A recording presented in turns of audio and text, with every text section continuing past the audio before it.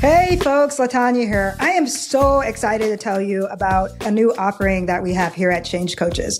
So last year, I was talking to some folks and decided to get an ICF coach training certification for Change Coaches. So woohoo, we have that. And our first program we are launching is Coaching Below the Surface. What is this program? Who is it for? Well, it's for experienced leaders who do coaching in their role. It's for coaches who are credentialed already and they want to do continuing education to be able to renew their credentials. It's for people that are coach curious. What is it going to help you do? Well, it's going to help us relate to people around us better. Did you know that Gen Z is rising? And in relating to Gen Z has been one of the number one leadership issues that our clients talk about. Disability, also neurodivergence is a big workplace issue. And also identities are becoming more multidimensional. So what does this mean? How will Coaching Below the Surface help you? Well, it'll help you because, well, number one, you get ICF coach credits. And number two, it'll help you because we will be in a cohort type environment where you can learn about psychological safety, belonging in coaching, joy in coaching,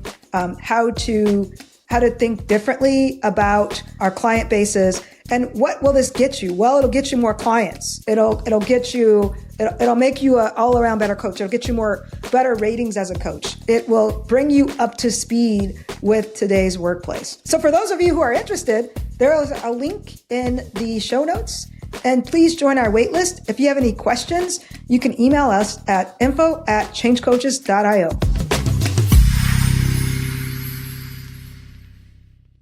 Hello, everyone, and welcome to the Leading Below the Surface podcast. I'm your host, Latanya Wilkins, executive coach and author of Leading Below the Surface. And today I have a guest, and we're going to be exploring all of the facets of online relationships. So if you're someone that has struggled with building online relationships, this is for you. If you're someone that compares yourself to others online, this is for you. If you're someone that's has a contentious relationship with being online and being on social media, this is for you. I will tell you that my whole usage of this has evolved, and we'll talk about that with my guest today. Another thing I want to mention is if you like this podcast, or if as we're going through it, if we say something and you're thinking of someone that needs to hear this, please pass it on. Also, you can also leave us a review, and we would really appreciate it. I do want to also challenge all of you, because as you know, as a coach, I like to challenge people, but pass this on to maybe the first person you met online, or one of your favorite people that you had an online relationship with, or that you built your online relationship with. And so, yeah, do that too. So let's have some fun with this, and everybody kind of think about those friends you might want to pass this on to, and what kind of friends come up in your mind as me and Debra go through this. So my guest today is Debra Roberts, and a little bit about Debra. All of you know I don't read bios, but you could see her bio in the show notes. But Deb and I have met in all places on Instagram. And if you're watching YouTube, you can see how very different we are physically, age, everything is different, like very different. And so she was one of those people that I met online, and I just was not expecting to have such a good relationship with years later. It just wasn't something that I had predicted what this would turn into.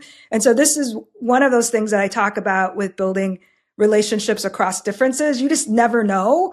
And if you open up your mind, there's really a lot that can be found in these relationships. Number one, like Deb's helped me do a lot of different things, and I've supported her as well. And we've also been friends. And so I'll talk a little bit about that. But when I met Deb, she was a couples therapist, and I think she was building this a business called The Relationship Protocol. She also has a book around the same name. I have that book. It's on the shelf back here. So first off, welcome, Deb. And what did I miss about our introduction? The only thing you missed that I sometimes think about is, if you think about our differences, the odds are kind of against us to have connected in the first place, and to have had I actually went back into Instagram and looked at all the messages to see where it started. Because I would never think to do that in general in life, but I thought I knew I was coming here and wanted to really establish what have we accomplished. And I have to say, it's like a fan fest. If you look at the messages that we have sent each other over the years, it started with you sharing a post of mine. What was the post that I shared? That's what I didn't get to do. That was the next step that I was going to do. So we have to look at that. But it was like 2018. And you shared a post of mine, and I thanked you for sharing it. I think I was so excited that someone shared a post of mine. And we just started there because you talked about how you valued what I was doing, and you saw the depth of what I was doing and the power of it so quickly. And to me, that meant the world. That was the connection point, that we both really care about what we do. I think we do it with intelligence. We do it with respect.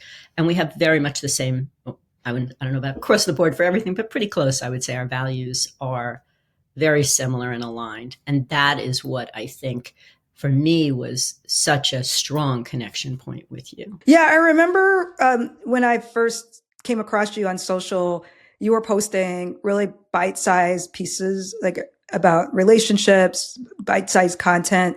And I remember I really enjoyed that. It really helped me at the time. And so, what do you remember about our first online interaction? Was it when I reached out to you? And this is important, folks, because as we think about this, and if you're thinking about reaching out to someone, again, like someone that you may not reach out to usually, or that may not be the first person that would come to your mind, this might be something that you might want to hear. Well, I also don't know that you knew who I was as much as you saw my posts, because no one knew who I was, really. And a lot of people still don't know. But that was something that you reached out to me, and you must have suggested, let's get together on Zoom or something. And I remember saying something to my children, grown children, who said, "What do you mean you're meeting someone that you met on Instagram?" Like, who is this person? So start there. That's really where it started in my house. Right. And I said, no, we've gone back. I can be a reasonably good judge of character, but I do think that you reached out to me, and the way we spoke to each other online was very respectful. Our messages back and forth were thoughtful and respectful. So when you said, let's meet and let's, learn more about each other and our work, it felt very non-threatening and kind. And you were interested. That was what I was drawn to. But it was in the back of my mind that they said, you never know who you're meeting, because that is a reality. And then I think when we met, there was just an alignment of who we are as people and what we were both trying to make a difference in the world. Right. So, and with that difference and making that difference, how do you think your relationship with social media has evolved over time? So I think that probably would have been 2018, 2019 when we met. So maybe give us a little bit of a timeline around your relationship with social, because your business has morphed and grown. I mean, one of the things that Debra hasn't talked about is that she is fully into a communications business now and is not really doing the therapy thing anymore. So maybe talk a little bit about that and how social either helped or hurt you, or how your relationship with it evolved. It's a double-edged sword, because I know that social media is the platform to get my work out into the world, but I also tend to be a private person. So it's truly, right? So yeah. So you've been one of those nudges in the back, everything from the wind beneath my wings to a nudge saying, you have to do this, and some suggestions or encouragement. You encouraged me from the beginning. My relationship with social media initially, even before I met you, was very difficult. I was working with a gentleman who said, you have to be on social media. At the time, I was a therapist I did a lot of consulting with businesses and such also, but it was private. They didn't even tell other businesses, they were working with me because I was a mental health practitioner, and they felt it was a sign of weakness, even though I was turning their companies around. So that was kind of an interesting place to be. But once I started on social media, I was timid and not really comfortable, afraid, kind of thin-skinned, afraid of negative comments, or I don't really know how to do this. I learned everything from scratch. There was no one around me teaching me how to do it. I hired a couple of companies initially, didn't feel that they represented me. I mean, even, I don't know if you remember this story. One time, this person I was working with was just posting, and I didn't know how to get onto my platforms. I didn't know anything. He started it. And my son called me up and he said, "What are you doing? What are you posting?" I said, I don't know. He said, "What do you mean you don't know?" I said, "I didn't look." "Why didn't you look?" "I don't even know where to look." Like, it was that, to that extent. So they were running it for you, all of it. This person was running it. And, okay. and I liked him. He's been a nice person. And my son said to me, the post that he's writing about is a sarcastic post. It's intentionally sarcastic, trying to, be disruptive. He said, "You're not sarcastic. You don't speak sarcasm. That's not what you put out there." So when I started looking and seeing what was going, I thought, oh my goodness, I have completely misunderstood how this process works. So that was a few years before I met you, but that's where it started, where I genuinely sort of opened this door to someone who was trying their best. It was their way of doing it, but it didn't work for me.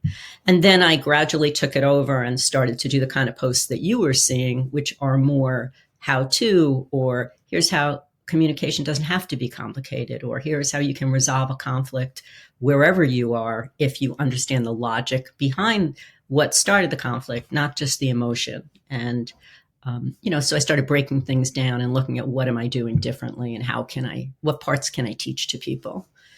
But it's still been a long road. It's really interesting that you bring that up, like the sarcasm piece, because one of my wife's friends always tells me that he always says we're in an attention economy. And I think this attention economy started in 2019, and now probably in that, like around that time, like 2016, 2019. And now it's like, I think it's peaking. And it's interesting because I hear that a lot, like where, a lot of people don't love social, like they have to use it as part of their business, or maybe they would want to stay connected, but they don't necessarily want to draw attention to themselves in a negative way, just to get attention. And it's interesting because some people thrive off that. And I think there's still a lot of, I was on a podcast the other day, I was a guest, and this is like a big business development podcast. And we were talking about virality and how that doesn't always have business, like ROI. But yeah, I think it's good for organizing and other things and personal things, but it doesn't always do great things for your brand. I think for me, it's been trying very hard to step out of my comfort zone, and I continue to do that. But I've trusted my own gut instinct of where it felt comfortable and where it didn't. And I've come very far. I don't know if you remember this, but because you met me after my book came out, but I didn't want to put my name on my book. Because of the examples? No, I honestly was at the time so private that I felt I didn't understand the whole process. That's how naive I was. I felt that this information that I'm putting out there is so important and everybody needs it. And here you go, and I thought I could just put out this article or this book, and it didn't matter who I was. I didn't want to go with it. I didn't feel the need to go with it. I wanted it to be a standalone product that everybody said, oh my goodness, the relationship protocol, this really changes lives. That's what I wanted. What I came to realize is that the person who stands with it, who created it, really needs, at least initially, to be out there as the voice, as the face, or the words. Where did this come from? How did it evolve? And that's what I've tried to grow into, and I'm almost fully there. I know I still eke along, but I don't recognize myself from the beginning, I promise. Okay, and folks, if you're watching on YouTube, you see me smiling because I think Debra's being a little humble. So let me tell you a little bit about what Debra's done. And we're going to talk about the things that we see in each other before we see them in ourselves. Because I think we both saw, even though we were watching each other from afar. So Deb got this gig where she was writing for Inc. magazine. So she Deb found like she went from, I don't really like social, I'm private, to, okay, since I'm private, I found a media channel that would work for me. And so some of you know that when I released my book, I was featured in Inc. and that was because of Deb. And so Deb, I think you're being a little bit, I think you're being a little hard on yourself, but this is interesting because I think this is helpful for us because it doesn't have to be a one size fit all approach. And so I think let's get into that. Like, how did you get into the ink thing? Because, a lot of times we get stuck in just comparing ourselves to others and trying to be something we're not. So tell us a little bit about how you pivoted to that, because I think that's probably been more impactful, right? For you. Credibility wise, it's been very impactful for sure. So that happened because, interestingly enough, through networking. It happened because I started thinking, okay, I have this book and I'm developing programs for the workplace and for personal communication. And how do I leverage that? How do I amplify that? How do I amplify my voice? And I learned how to pitch from Susie Moore and Farnoosh Tarabi, if I can do a shout out there. They were wonderful to me and supported, loved what I was doing.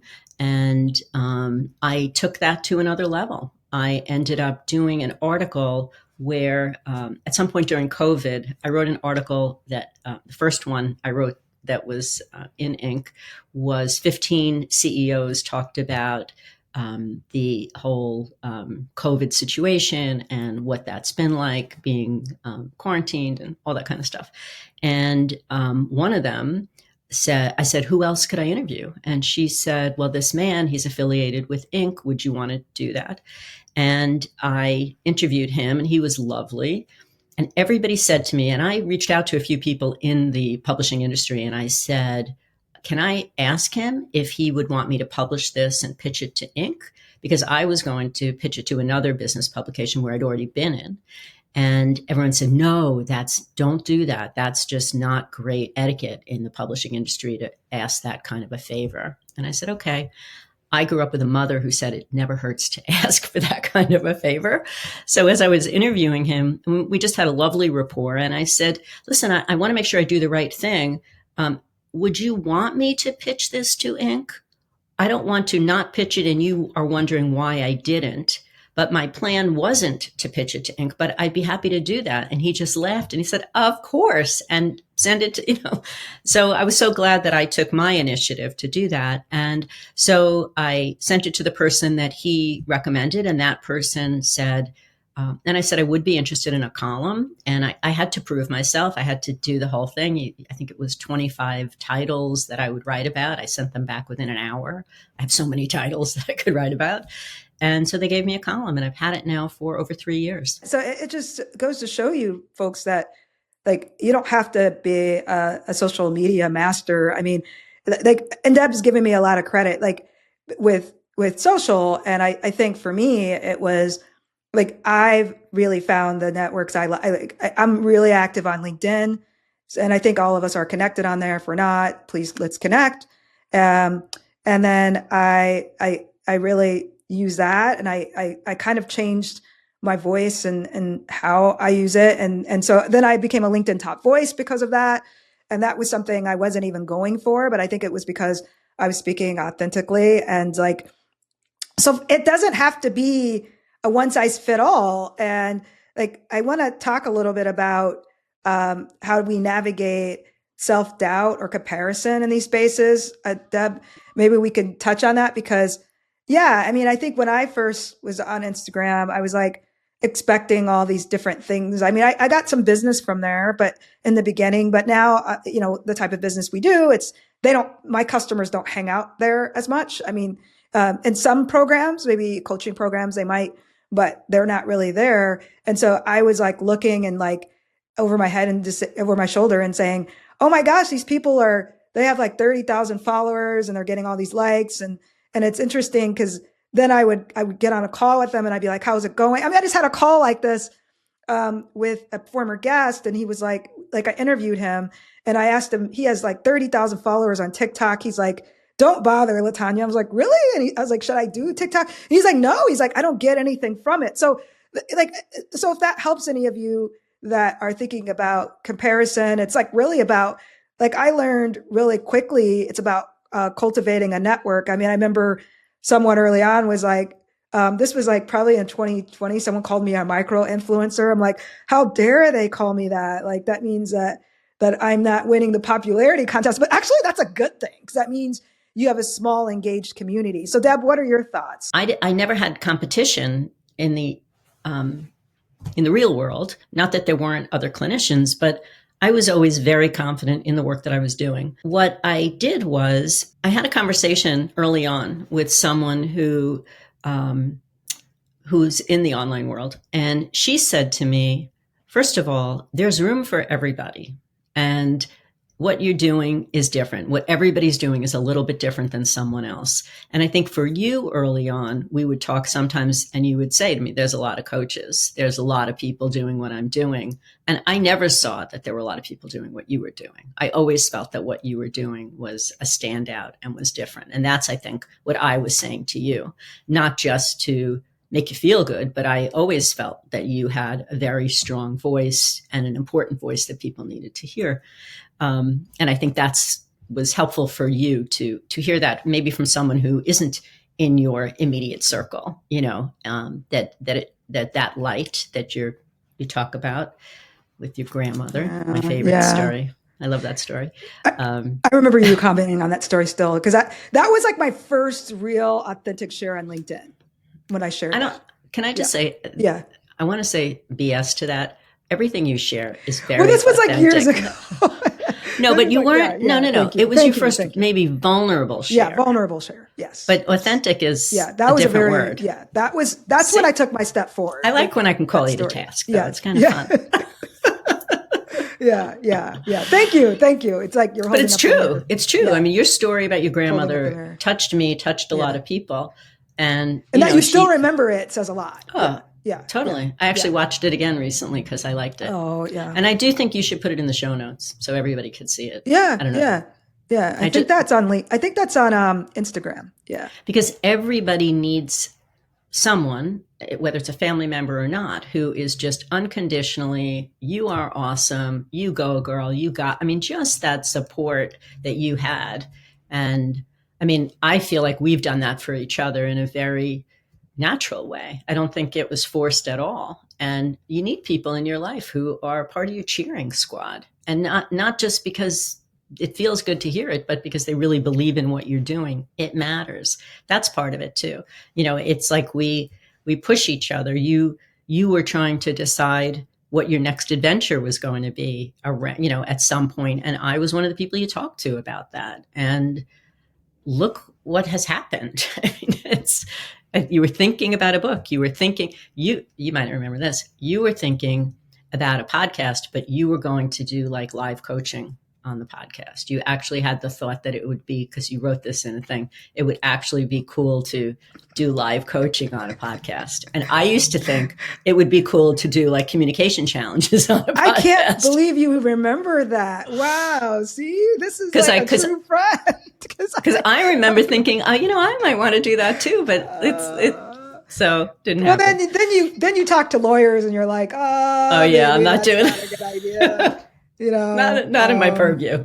I think the next thing I'd really like to talk about is, how just being a part of each other's journey has influenced how we see success. And so I think I've started touching on this, and I can kind of start. I mean, I think with you, again, I think it was like I was spending a lot of time on, like, I had early success on Instagram, and again, that plateaued because like my customers kind of evolved over time, or my customer base.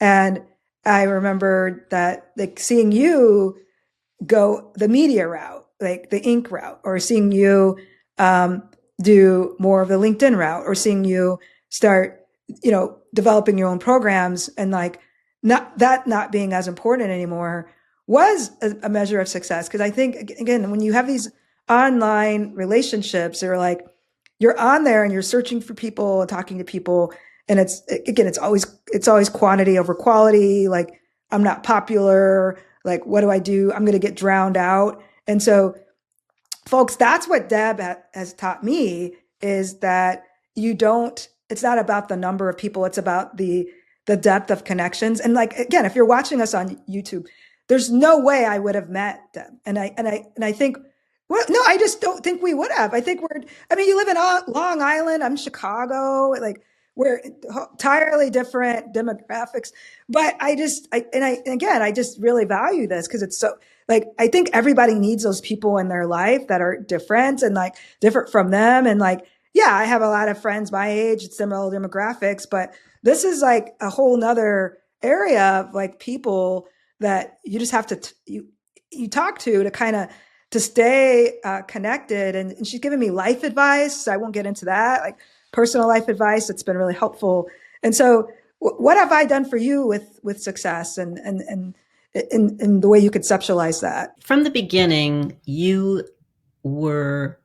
used the word validating before, and that was more helpful to me than I could ever explain, because I don't love the word insecure, because in life I didn't feel that way, but in the online world, I definitely didn't feel that I don't know if it's not so much that I wouldn't be welcomed. I didn't understand it. I'm not a showy person. I'm doing more videos and things like that, but I even like B-roll videos better. That's just my nature. And you, from the beginning, made me feel that the work that I do matters, that people need to hear my work, that my work is making a difference in the world, and I need to stay with it. And that sort of that little engine that could mentality was so important to me, because you normalized what I did. You normalized my feelings. You normalized the struggle, because having an online business is hard.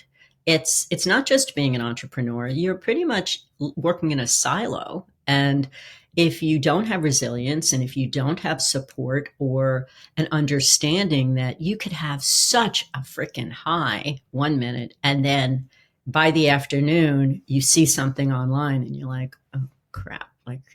And that up and down can be really jarring at times. And it's in all businesses, but I think in online, you see so much. It's like the children on social media now have a different growing up experience than I had, certainly, where I didn't know how many people went to the party.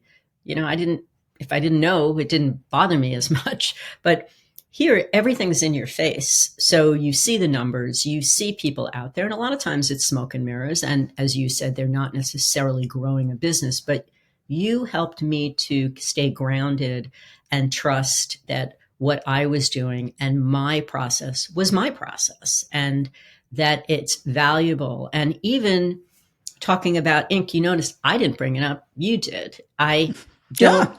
I know, because I forget sometimes that there are thousands of people who apply for that role at Inc. to be a columnist. And I don't mean that in minimizing their experience, but sometimes when you have something, you forget how important it is, or how the road to get there is important. The other thing I'll say is it took me 20 years as a private practitioner to realize that what I was doing was different. And I just want to say this for your audience, because I think it's the message in that is, when things come naturally to us, we minimize them. And because we all have these natural abilities, whether it's a teacher who's a phenomenal teacher doesn't realize how phenomenal and amazing they are until they walk down the hall and they see someone teaching the same lesson and they think, wait, what? Like, these kids aren't going to learn anything here. But it came naturally to you. It's the same thing as a clinician. I was doing really good work, but it took me a long time to realize that all of this feedback I was getting, they weren't giving that feedback to everyone. And you were someone who very quickly online understood my messaging, and you kept telling me, just stay at it. And that was so uplifting and helpful. And because we're different, because we come from different backgrounds and we do different work, it meant even more to me. No one was telling you, she needs to hear this, say that. You were very naturally encouraging. And the last thing I would say about that too is what's been fun about our relationship too is we will go for periods of time without talking to each other, seeing each other, right? And we've never met in person. I know, doesn't it? That's another thing, folks, right? When the people that you've known online, doesn't it feel like you've known them like, in person? But I was going to say, I remember one time being on LinkedIn, and I just hadn't seen you in a while, or we hadn't commented on each other's things in a while.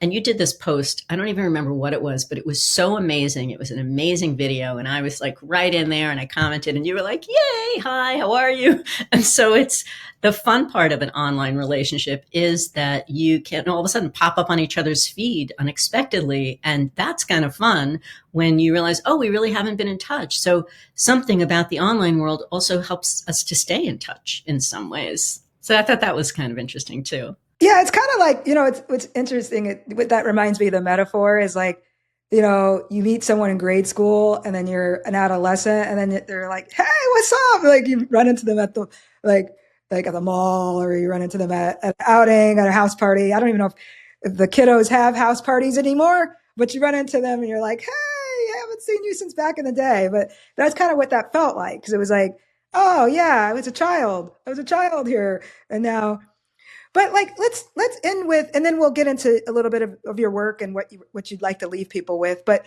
what are some of the advice that you would have around building online communities today? And I don't know if that's something that you're still into. I know, like for me, it's challenging because, like I said, like if you run a successful business, it evolves, right? Like the people that it's kind of like if you run a successful business, your friendships evolve, like all of your relationships evolve. You're going to want entrepreneurs that are always in your life that are ahead of you. And some that aren't maybe, but you need some of those that are ahead of you, and you need to have that. And so, what have been some of the tactics that you've used? And I can get into some of the tactics I've used as well. I think for me, it's part of it has been through different coaches that I worked with, because I embraced that to grow the business and met lovely people through there and like-minded people. And I think also putting yourself out there like you did with me is helpful too, is following people who are saying things that matter to you, that resonate with you. And maybe putting yourself out there a little bit and trying to connect, because I think it's really important that we remember that we have to lift ourselves up, but we are also there to say to someone, you're doing a great job. I love the stuff that you're posting, or what you're posting seems to be impactful and heartfelt. Because for me, what I learned about the whole area of communication is that, particularly on LinkedIn, if I have to convince someone that communication is going to make a difference in your organization, then we're not really going to connect that deeply, because you don't understand what I'm doing and the value it's bringing. And it's sad that I have to convince people of that, but I won't continue the conversations. I won't spend a lot of time on that, because they're not really interested in what I'm doing and they don't fully value what I'm doing. So that's another part of it too. If you're an energy worker and you're talking to someone who doesn't believe in that, well, I don't know why I use that example, but whatever you do that you value, it's important that you stay true to yourself and that you have people around you, whether it's a mastermind or a networking group or whatever capacity, being surrounded by people who get you, because it feels good. And it's that sense of community is important in the online world, because it can be very isolating. No, I completely agree. I think it's funny that you say reach out to people that you like or that you're impressed with, because I've done that, like for this podcast. I've been doing that quite a bit, and it's like you feel like you're asking someone out on a date. It's so weird because you're like, oh yeah, I really like this, and they always say yes, and it's like I think people really like it when if it's genuine. If you reach out to them, yeah, it's a compliment, and like even if they say no, it's like usually not right now, and Sometimes I get people, like, some of my favorite messages, and I've been doing this as well, is people will be like, I just love your energy. And I've been doing that. And it's like so nice, because then you build a community that way. Cause it's like everything feels like an exchange, right? Like it's like you get to a certain point in your business and your life. And I feel like sometimes, like, there was a period where I felt like every time I went to my inbox, someone was asking me for something. And I'm like, I don't want to get mad at the world. I want to build what I want. Like, I want to attract what I want. And then I was like, I'm on a quest to do some of those things that you're talking about, to reach out to people, to comment, and not comment for clout, but comment because I really like that message. Absolutely. What are you working on that you're excited about and that you'd like to leave our listeners with? So many things I am excited about. Well, first of all, I created an online course for the workplace called the Communication Protocol. And as I think I told you, I feel like we hit the magic of how to get into organizations and really help them to thrive. Everything that I teach is exactly what I taught as a clinician, because it works. So in that program, and also in my personal program, people learn my model, they learn about self-awareness, and they learn about coping. And that's how we become more resilient, and how we gain personal agency, and how an organization can have better productivity and efficiency, all that good stuff. And we're working a lot with coaches, with executive coaches and executive consultants who are in these organizations, who want to bring communication to resolve conflicts, reduce stress, and help the culture for belonging, as we like to say, right? And I think that we've been able to do that, and that's been really exciting. So if anyone's interested in learning more about that, that's the Communication Protocol.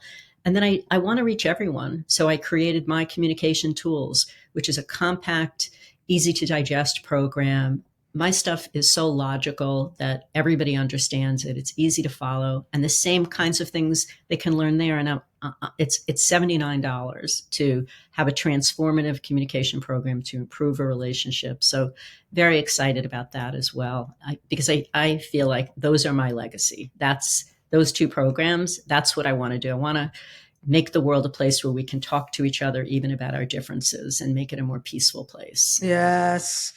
Folks, that's a bargain. Yeah. Like, if you're if you're working in an organization and you're struggling right now with communication, especially with employees, and them being able to talk to, check this out, because I think a lot of us, like, so we're recording this podcast in February 2025, and there's just been a lot of the administration, the new administration has put out all these executive orders. And I will say that every week I'm getting several emails around, like, because I also teach at Northwestern, and I'm involved in some higher educational institutions, and we work with corporations as well. And even everybody is just like, it's not about a partisan. It's just like, wow, this is chaos. And what do we do? And how do we communicate? And so I think, Deb, right now, these offerings, like being able to sit down and just up a level your communication skills, is probably one of the biggest things you can do right now to invest in a prosperous 2025. Agreed. And to be there in the next decade. So we'll put all of Deb's information in the show notes. And Debra, thank you so much for joining us. And folks, again, if you like this podcast, please pass it on to your friends. And again, pass it on, give some love to your favorite online person. We'll see you next time. Thank you.